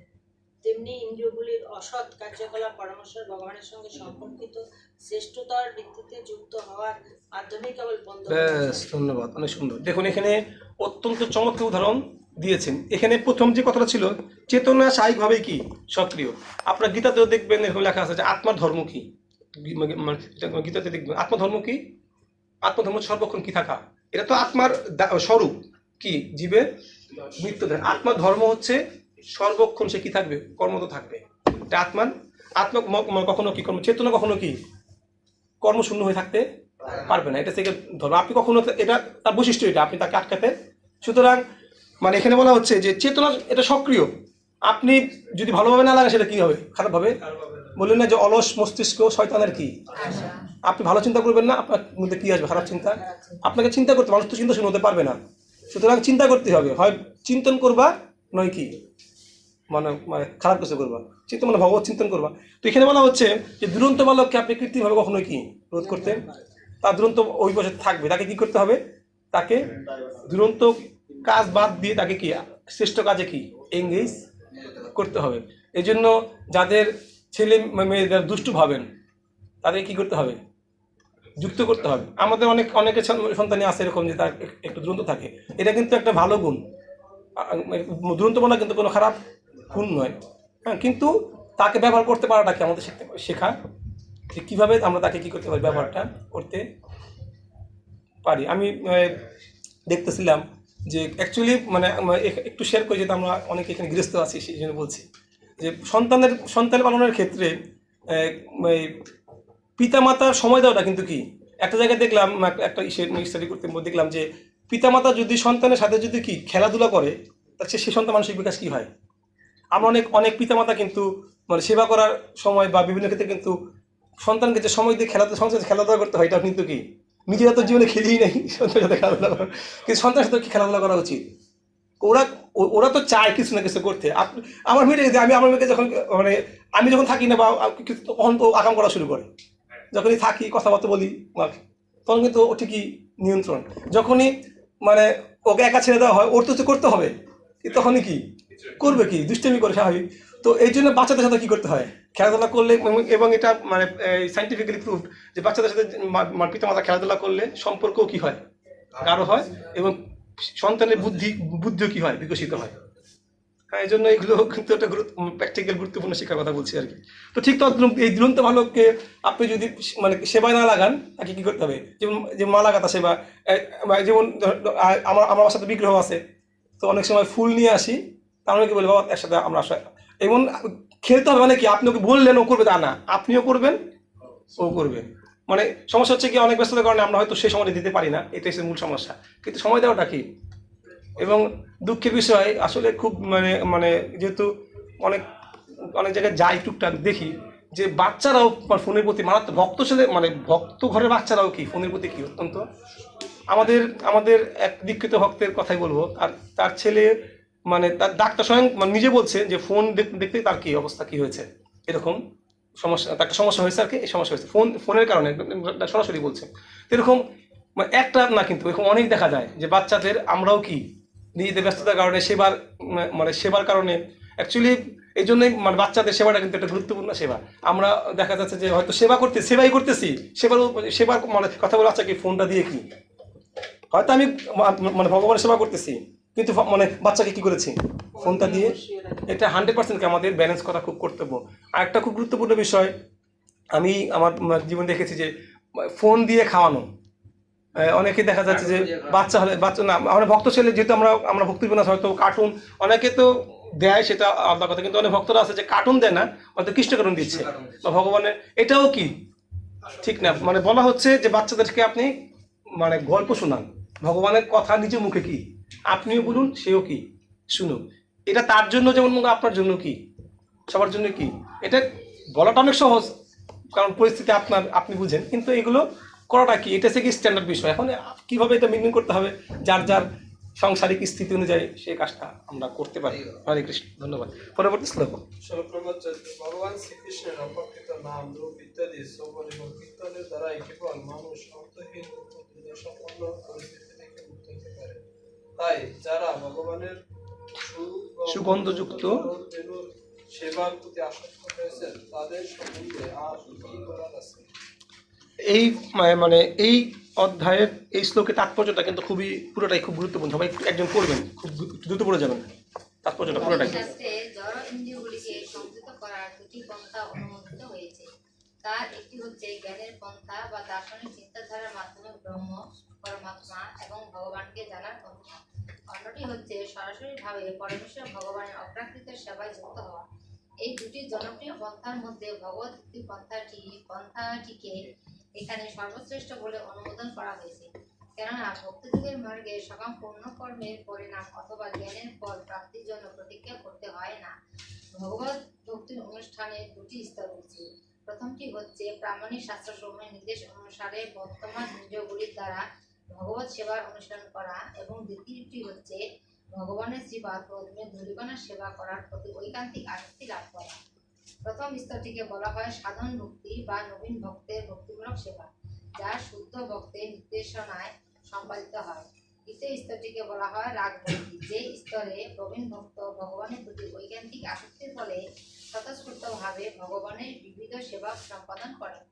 মহর্ষি মৈত্র এখন বিদুরের সমস্ত প্রশ্নের চরম উত্তর দান করছেন। ভগবত ভক্তি হচ্ছে জড় অস্তিত্বের সমস্ত দুর্দশাপূর্ণ অবস্থা সমাপ্তি সাধনের চরম উপায়। জ্ঞানের পন্থা অথবা হঠযোগের পন্থা সেই সম্বন্ধে সাধনের উপায় স্বরূপ অবলম্বন করা যেতে পারে, কিন্তু ভগবত ভক্তির সঙ্গে মিশ্রিত না হলে সেগুলি স্পিক ফল প্রদানে অসমর্থ হবে।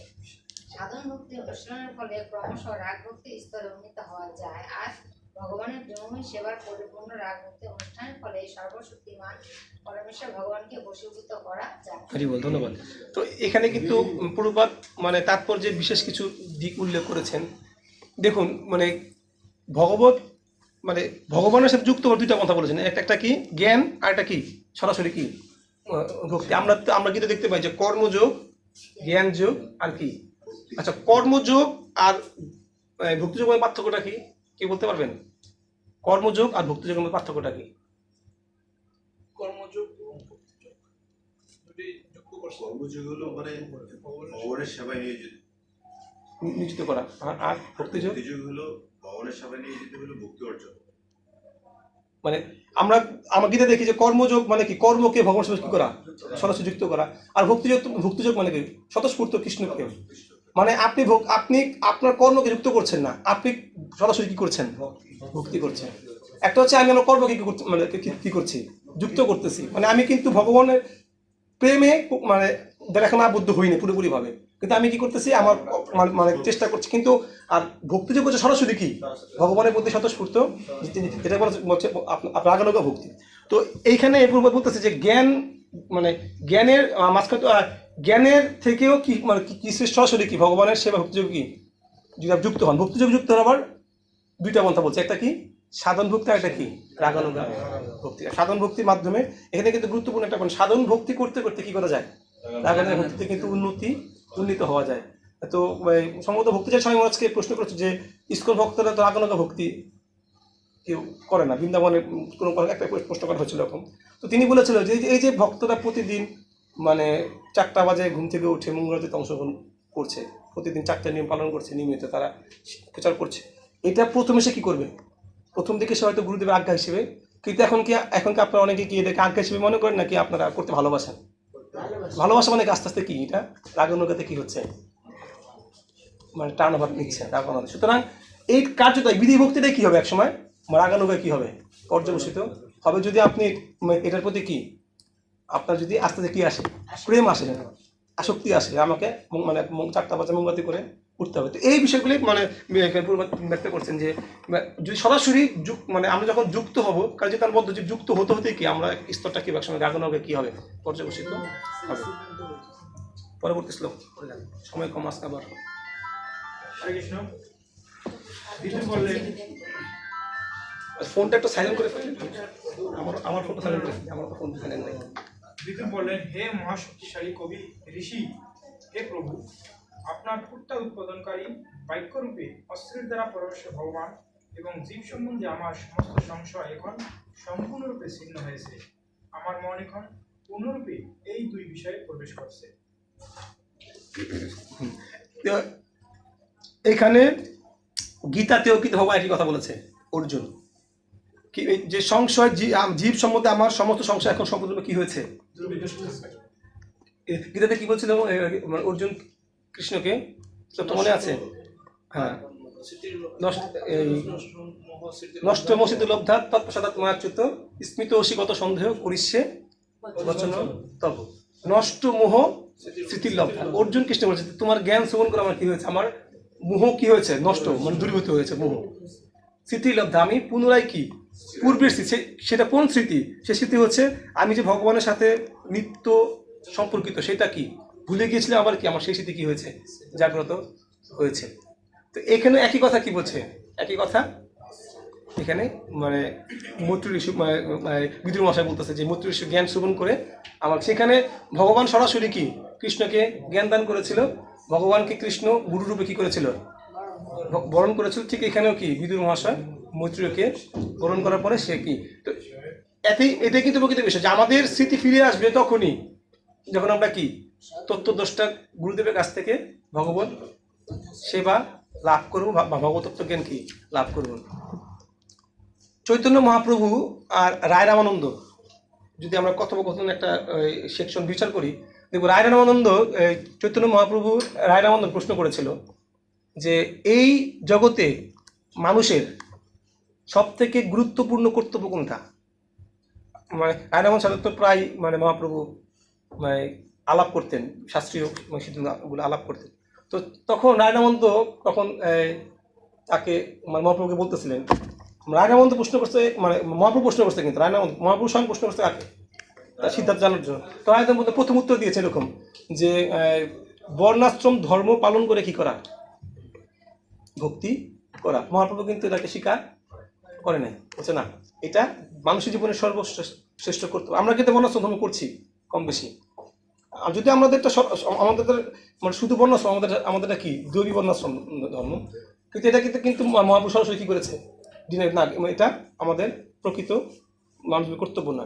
2 নম্বর বলছিল সে গিয়া একটা শ্লোক আছে না গীতায়, 9ম অধ্যায়ের শ্লোক নম্বর 26 না 27, যে যত করসি যত স্নাসি যশি দাদাসি যত তপস্যসি কুন্তেয় তৎ পুরুষের মত অর্পণ। তুমি যা কিছু করো, যা হোম করো, যা দান করো, যা আহার করো, যে তপস্যা করো, সব কিছু কি করো আমাকে আপদৃষ্টি মনে হচ্ছে কি এইটা বুঝি শ্রেষ্ঠ মানুষের জন্য কর্তব্য। মহাপ্রভু বলছে না এটাও কি আমাদের জীবনে কি, এটা শ্রেষ্ঠ না, এর থেকে শ্রেষ্ঠ বস্তু কি মানব জীবনের কর্তব্য আছে, এটাকেও মানে মানে মহাপ্রভু কি করলেন, বাদ দিলেন। এরপরে বলেছেন ঠিক আছে তাহলে এই মানে এটা হবে কি, সর্বধর্মান পরিত্যাজ্য মামেকাম শরণং ব্রজ অহং ত্বং সর্বপাপেভ্যো মোক্ষয়ে স্বামী মা শুচ। যে সমস্ত ধর্ম পরিত্যাগ করে কি আমার শরণাগত হব, সব পাপ থেকে মুক্ত করবো।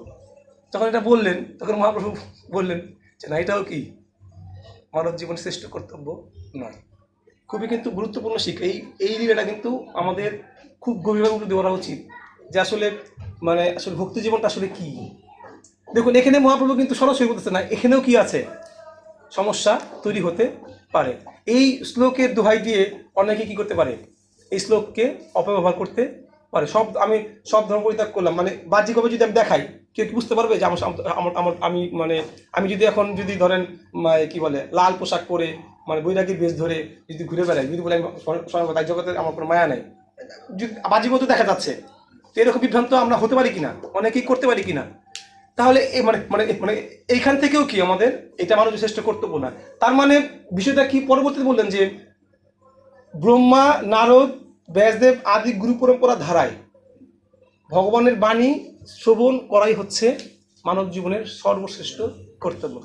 এটা বলছে, তখন মা বলছে হ্যাঁ এটাই একমাত্র কি সর্বশ্রেষ্ঠ কর্তব্য। সুতরাং ভগবানের কথা শ্রবণ করা ব্যতীত, ভগবানের ভক্তদের কাছ থেকে ভগবানের মানে কথা শ্রবণ করা ব্যতীত ভক্তি জীবনের, কারণ আমি তো বাহ্যিকভাবে যতই মানে মানে আমি আমার ইচ্ছা হোক না কেন, মনে করি আমার ইচ্ছাই হইলো আমি মানে বেশি ধারণ করলাম, আমি ভগবানের শরণাগত হব, কিন্তু 2 দিন পরে কি আমি থাকতে, কারণ আমার তো বদ্ধজীব, থাকতে পারবো না। আমি হয়তো এখন চাইতাম, এখন চাইলাম, কেন এত অধপতন হয় বা কেন এত আমরা ভক্তিস্তর নিচে নেমে আসি? কারণ কিন্তু আসলে একটাই, বিচার করলে কারণ কিন্তু একটাই, যে নিচে আসার ভক্তিস্তরের কারণটা কি, আমরা হয়তো শুরুর দিকে অনেকেই কি পূর্ণ শরণাগত হয়েই মানে কি চেষ্টাটা করি, কিন্তু পরবর্তীতে কি হয় যখন আমরা প্রসেসটা সঠিকভাবে ফলো না করি তখন কি মানে সেটা কি আর আমার হৃদয় কাজটা সঠিকভাবে করে না। সেই প্রসেসটা কি এখানে বলতেছে কি রায় রামানন্দ মহাপ্রভুকে নির্দেশ দিচ্ছে, প্রসেসটা কি শ্রবণ এবং কি কীর্তন। তাহলে তোমার হৃদয়ে তুমি তো শরণাগত হতে চাচ্ছ, তুমি শরণাগত না, ভগবান মন চাইছে। ভগবান তো আমাকে গীতাতে গীতার 2টা শ্লোকে ভগবান আমাদের কাছে 4টা জিনিস চাইছে। কি চাইছে? যে মন দাও, ভক্ত হও, পূজা করো, নমস্কার করো, তাই না? 4টা বিষয় চাইছে। তো মন যে আমি দিব, মন তো আমার ভগবান ব্যতীত পৃথিবীর সব জায়গায় আছে, চাইলে কি মন দেওয়া সম্ভব? প্রসেসটা কি? মন দেওয়া মানে শরণাগত হও। আমি মন দিয়ে দিলাম ভগবানের চরণে, দেন আমি শরণাগত। তো মনটা দিব কিভাবে? সব দিলাম, মন দিলাম না, বাহ্যিকভাবে সব দিয়ে দিলাম ভগবানকে, কিন্তু কি মনটা কি আমার বিষয় বাসনায় কি পূর্ণ, তাহলে আমার কি লাভ হইল? তো বিষয় থেকে এখানে স্পষ্ট বলতে যে যদি শ্রবণ কীর্তনের মাধ্যমে আমরা যদি আমাদের চেতনাকে পরিবর্তন না করি, চেতনা আমাকে কি করবে, কি করবে? ধোকা দেওয়া, মন কিন্তু আমাকে ধোকা দেওয়ার চেষ্টা করবে। কারণ ইন্দ্রিয়গুলোকে শাস্ত্রে তুলনা করা হচ্ছে বিষধর সর্প, যে কোনো মুহূর্তে কি করতে পারে? আমাকে দংশন করতে পারে। আমার ইন্দ্রিয় কি করবে? আমাকে দংশন করতেছে। সুতরাং আমরা কিন্তু প্রতিনিয়ত 6 জন শত্রু নিয়ে বাস করি। কি কি? কাম, ক্রোধ, লোভ, মোহ, মদ, মাৎসর্য। 6টা অসুর আমাদেরকে সবসময় কি করছে? আমাদেরকে হামলা করতেছে। আমরা সেই ওষুধের বিরুদ্ধে কি করছি? প্রতিনিয়ত। তাহলে কলিযুগের যুদ্ধ হচ্ছে কার বিরুদ্ধে? নিজের বিরুদ্ধে, নিজের সাথে যুদ্ধ। আমার শত্রু আমার হৃদয়ে আছে। সুতরাং তাহলে আমি যদি আমার হৃদয়কে পরিবর্তন করতে না পারি, তাহলে তো মানে কোনো কিছুই অস্ত্রই আমাকে শেষ পর্যন্ত রক্ষা করতে পারবে না। এই জন্য গীতা মানে এই জন্য ভাগবত স্পষ্টভাবে ব্যক্ত করেছেন যে ধর্ম স অনুষ্ঠিত পুংসান বিষক সেন কথা সূচ নৎপাদ হয়ে প্রতি যদি শ্রম এ বহি কেবল। ভক্তির মানদণ্ড এই শ্লোকে বলা হয় যে আপনি আপনার হৃদয়ে ভক্তি কতটুকু বৃদ্ধি পেয়েছে বুঝতে হবে যদি আপনার কৃষ্ণ কথা শোনার প্রতি, ভগবানের কথা শোনার প্রতি, ভগবানের ভক্তদের গুণমহিমা শোনার প্রতি আপনার কতটুকু হৃদয় থেকে আকাঙ্ক্ষা জন্মেছে। আপনি মানে আমি বড় প্রচারক হই আর বড় ভক্তি যাই হই, হৃদয়ে আমাকে বিচার করতে হবে যে আসলে আমার যে কৃষ্ণ কথা হচ্ছে আমার শোনার প্রতি মন আনচান করছে কিনা। এই যে মানে একজন সাধুগুরু বৈষ্ণবের ভূমি কীর্তন হচ্ছে, আমার শুনতে মন চাইতেছে কিনা। সেবা বা ব্যস্ততা তো অনেক থাকে আমাদের, কিন্তু মনটা কি চায় আসলে? মনটা কি শুনতে চাচ্ছে? হয়তো আমি ব্যস্ততা কারণে করতে পারছি না, কিন্তু মন কি আদৌ চাচ্ছে এটা শুনতে? যখন এইটা আমরা বিচার করব দেখবো যে আসলে কতটুকু আমাদের মানে এখানে কিন্তু স্পষ্টভাবে এটাই কিন্তু আমাদের ব্যক্ত করেছেন যে ভগবানের কথা শ্রবণ করা ব্যতীত ভক্তদের কাছ থেকে আমাদের এই চেতনা কখনো কি হবে ডেভেলপ হবে না। হরে কৃষ্ণ। পরবর্তী শ্লোক। হে বিদ্বান মহর্ষি, আপনার ব্যাখ্যা অত্যন্ত সাধু এবং যথোচিত। ভগবানের বহিরঙ্গ শক্তির গতি ব্যতীত বদ্ধজীবের দুঃখ দুর্দশা অন্য আর কোনো ব্যক্তি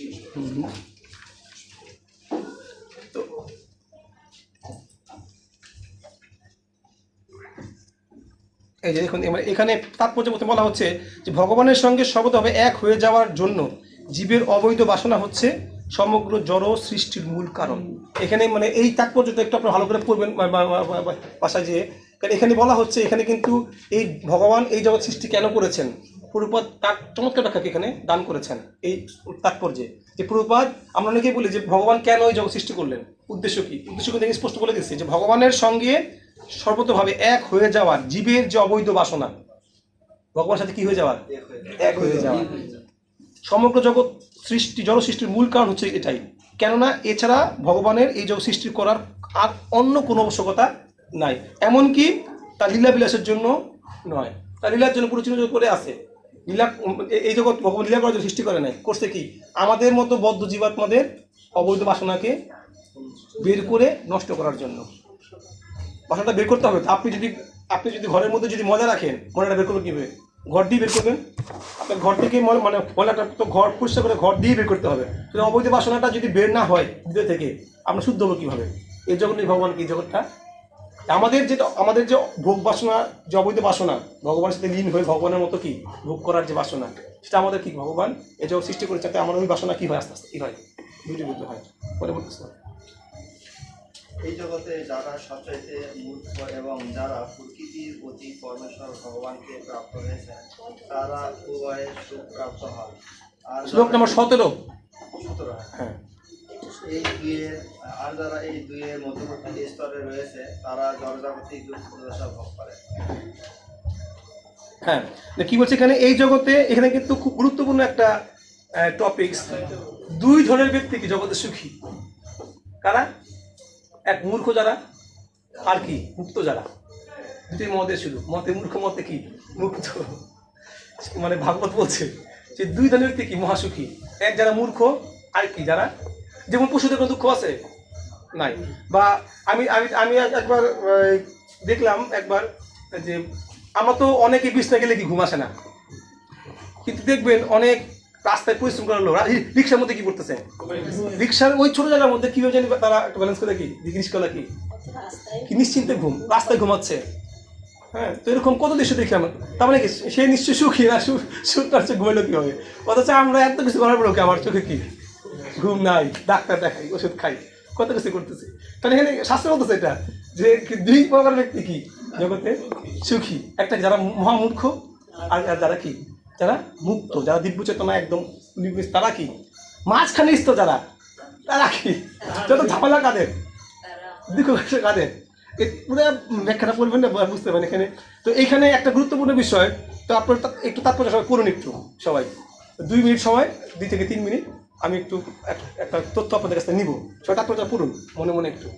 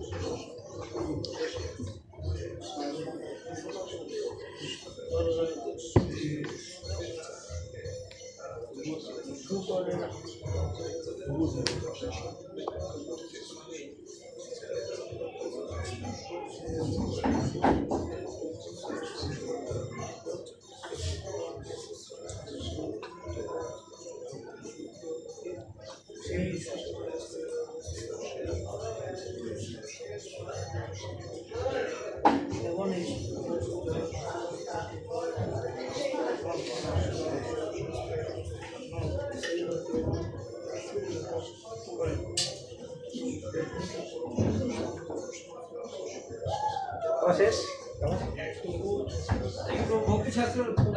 না, এরপরে হবে ক্লাস, এটা ভক্তি বিভাগ।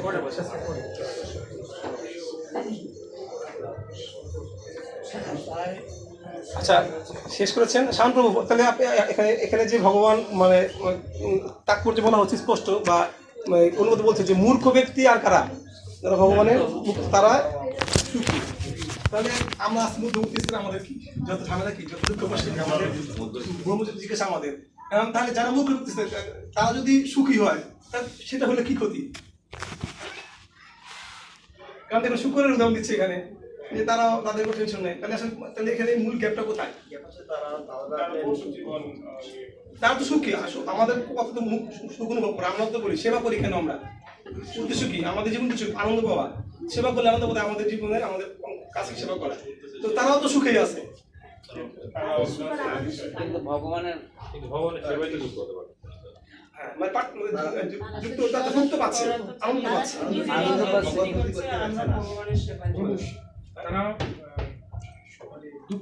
প্রশ্ন বুঝতে পেরেছেন আপনার প্রশ্নটা? কিন্তু পশুরা বুঝতে পারতেছে না, তারা যে অনেক কষ্ট করছে। তারা তো কষ্ট করছে না, তারা তো সুখে কষ্ট করছে কই? তারা তো কষ্ট অনুভূতি নাই। শুকর মন মতো খেয়েও কি সে সুখী? তার মতো সুখ অনুভূতি তো আছেই, তার তো কষ্ট অনুভূতি নাই। বলছে এখানে পশুতে কষ্ট অনুভূতি নাই।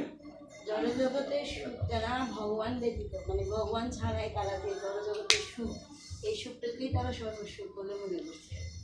এরকম আমরা তো অনেক মানে মানে ব্যক্তিও দেখি এই জগতে, যারা জগৎ নিজে খুব সুখ মনে করে না, এরকম অনেক ব্যক্তি আছে তারা ওই এই বিরোধী কিছু সুখ মনে করে। আসলে দেখুন সেটা হচ্ছে কি, মুখ বহু আপনি কে যে বলতেছিলেন, হাত বলছিলেন আপনাকে বলেন। জাগতিক যেটা আছে এটা তারা আচ্ছা দেখুন, বিষয় হচ্ছে গিয়ে যারা মূর্খ বা যারা এখন মূর্খামি, যারা এখন মূর্খামি করছে, যাদের এখন দুঃখ অনুভূতি নাই মূর্খের কারণে, তাদের দুঃখ তাই কেন? মূর্খতার কারণে নাই। তারা বুঝতে পারছে না যে এই যত দুঃখপূর্ণ। এমন তো নয় যে তারা সেটা প্রাপ্ত হবে না। তারা তো সব থেকে নিচে লেভেল, তারা কিন্তু উন্নত হয়ে কি আবার আমাদের লেভেলে আসবে। এমন নয় যে তারা শান্তি মানে এটা নিত্য শান্তি, তা তো নয়, এটা অনিত্য শান্তি। হয়তো তারা এই পশুদের পাচ্ছে, তাদের তো কি হবে, ক্রমবর্ধমান হবে, তাদের ক্রমোন্নতিত হবে, ক্রমত তারা কোন স্তরে আসবে, আবার তো আমাদের স্তরে আসবে। সুতরাং এ কারণে যদিও তারা মানে তারা সুখী বর্তমান সময়ে, তারা মানে দুঃখ অনুভূতি নাই, কিন্তু তথাপি তারা কিন্তু এক সময় কি আবার কি এই জায়গায় কিন্তু আসতে হবে তাদেরকে, তাদের ক্ষেত্রে ক্রমোন্নতিতে আবার কি এই ব্রহ্মযোগের সাথে আসতে হবে। এমন তো না তারা ওইখান থেকে সরাসরি কি নিত্য শান্তিতে লাভ করতে।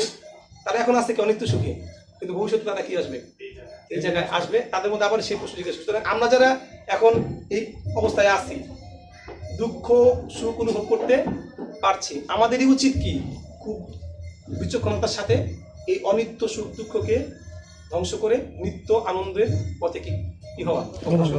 হওয়া। এটা হচ্ছে মানব জীবনের প্রকৃত কর্তব্য। পরবর্তী শ্লোক। কিন্তু আমি আপনার কাছে কৃতজ্ঞ, কেননা আমি এখন বুঝতে পেরেছি যে এই জড়জগৎ এগুলো কে বলছে বলুন তো দেখি? বিদুর বলছে। অসার এখন আমার জীবন নিশ্চয় পেয়েছে যে আপনার সেই চরণের সেবা দ্বারা আমি এই ভ্রান্ত ধারণা পরিত্যাগ করতে সক্ষম হব।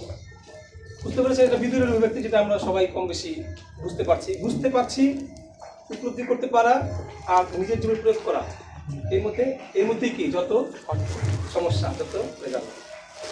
পরবর্তী শ্লোক। সেবার দ্বারা অনুদত্তের সেবাজনিত চিন্ময় আনন্দ লাভ হয় এবং তার ফলে জড়জগৎ ক্লেশ ধন্যবাদ। পরবর্তী শ্লোক।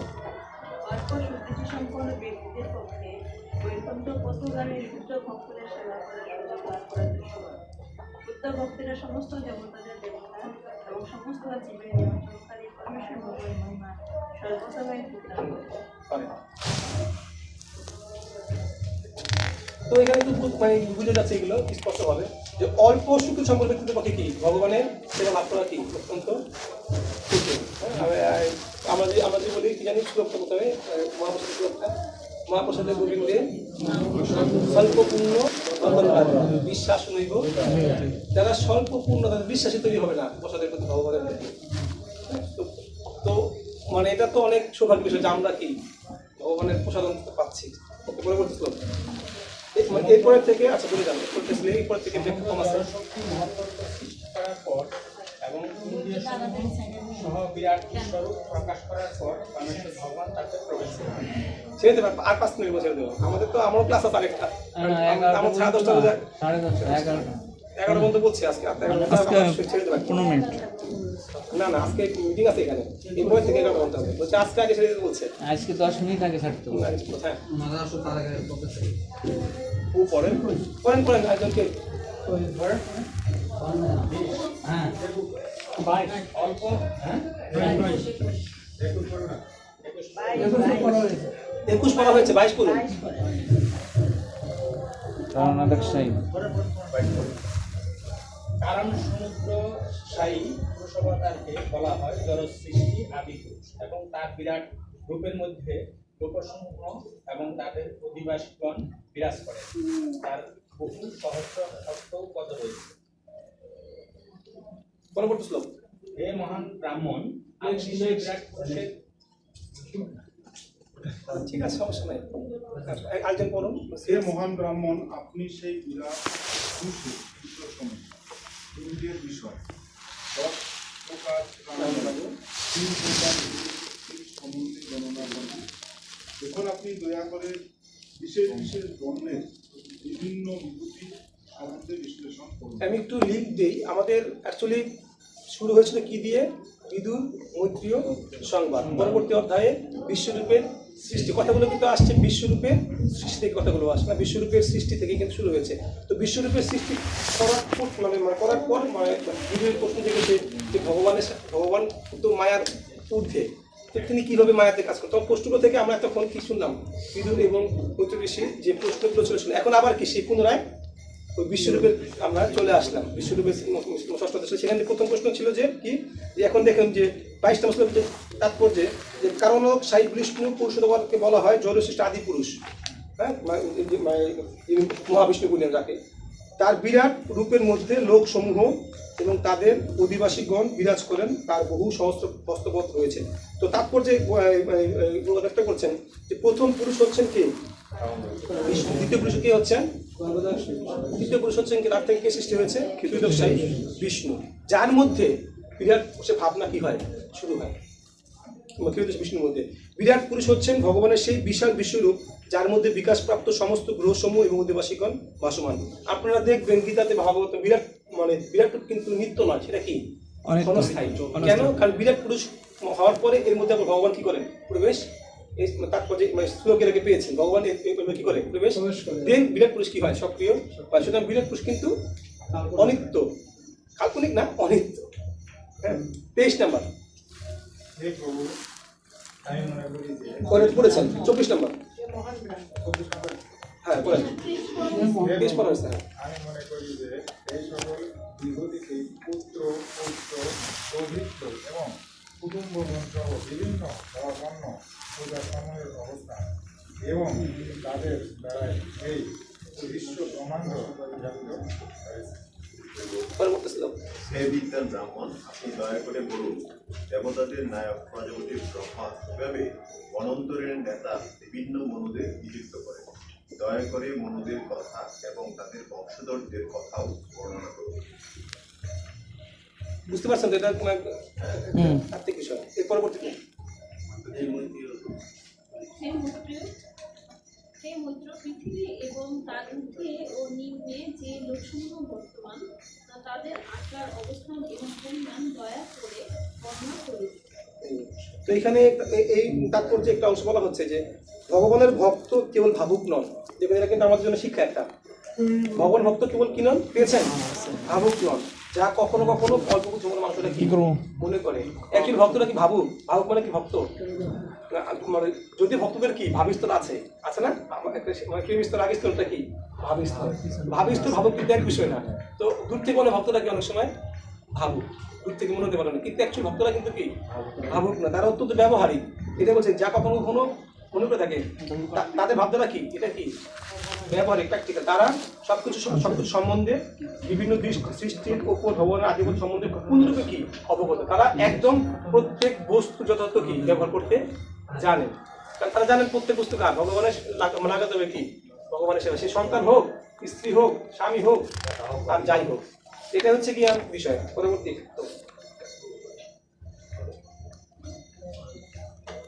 দয়া করে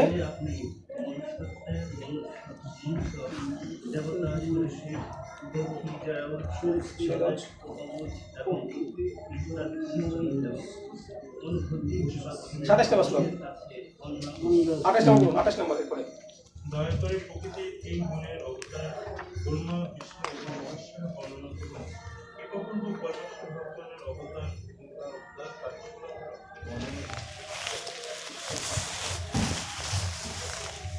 নেক্সট হে মহর্ষি, লক্ষণ, আচরণ এবং ধর্ম দম্ভ আদি স্বভাব অনুযায়ী মানুষের বর্ণ এবং আচরণ বিভাগ, মহান বিশ্বের জন্ম এবং বেদের বিভাগ সম্বন্ধেও আপনি দয়া করে বলুন। এরপর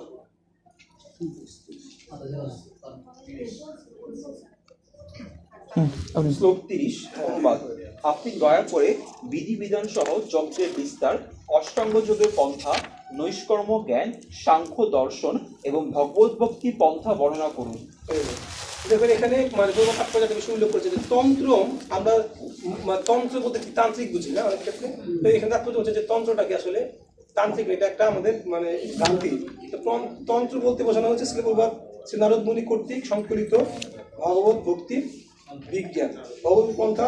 এটা হচ্ছে কি বিষয়। অনেক সময় আমরা মানে তন্ত্রটা কিন্তু মানে পজিটিভ অর্থে, কিন্তু আমরা তান্ত্রিকতাকে আমরা ইউজ করি কি ক্ষেত্রে